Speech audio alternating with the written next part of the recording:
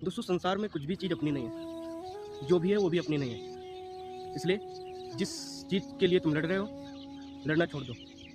जो किस्मत में होगा मिल जाएगा, लेकिन सिर्फ किस्मत के भरोसे मत बैठना।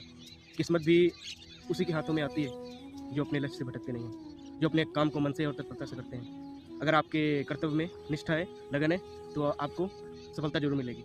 हाँ, हो सकता है कि आप जिस चीज़ के पीछे भाग रहे हो शायद ज़िंदगी में कभी ना मिले, तो ऐसा समझ लेना कि वो ज़िंदगी में आपके उस चीज़ की आपकी ज़रूरत ही नहीं थी, क्योंकि जो चीज़ आपके पास है उसी से आपको अपनी ज़रूरतें पूरी करनी है। अगर आपको लगता है कि मेरी ज़रूरतें पूरी नहीं हो रही हैं, इसका मतलब है आप अपने कर्तव्यों से पीछे हट रहे हैं, क्योंकि कर्तव्य अगर आपने किया है तो आपकी कभी ऐसी हो ही नहीं सकता कि आपकी ज़रूरतें पूरी ना हुई हो। लेकिन हाँ, अपनी ज़रूरतों के लिए लड़ना भी ज़रूरी है, क्योंकि अगर आप अपनी ज़रूरतों को ऐसे ही किसी के हाथों से छीनते हुए देखना चाहोगे तो आप कभी कुछ नहीं कर पाओगे, क्योंकि इंसान के हाथों में सफलता भी आती है, लेकिन उसके लिए ज़रूरी है निष्ठा और लगन। और कभी कभी सफलता को दूसरों के हाथों से जबरन छीनना भी पड़ता है, क्योंकि कभी कभी सफलता और असफलता दोनों आपके हाथों में होती है, और डिपेंड ये करता है कि आप किसको चूज करना चाहते हो।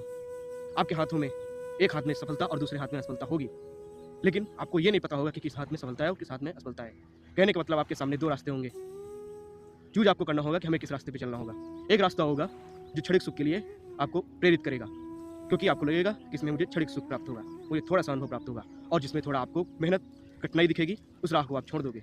लेकिन असल राह वही आपकी थी, क्योंकि आपने उसको ठुकरा दिया है और आप जीवन में असफलता के जो महान हादसा है उसके शिकार हो गए हैं। इसलिए हादसे का शिकार होने से पहले अपने आप को थोड़ा कड़ा संकल्प लेने का प्रयास कीजिए, एक हार्ड डिसीजन चुनिए और अपने आप को बेहतर बनाइए। जय हिंद, राधे राधे।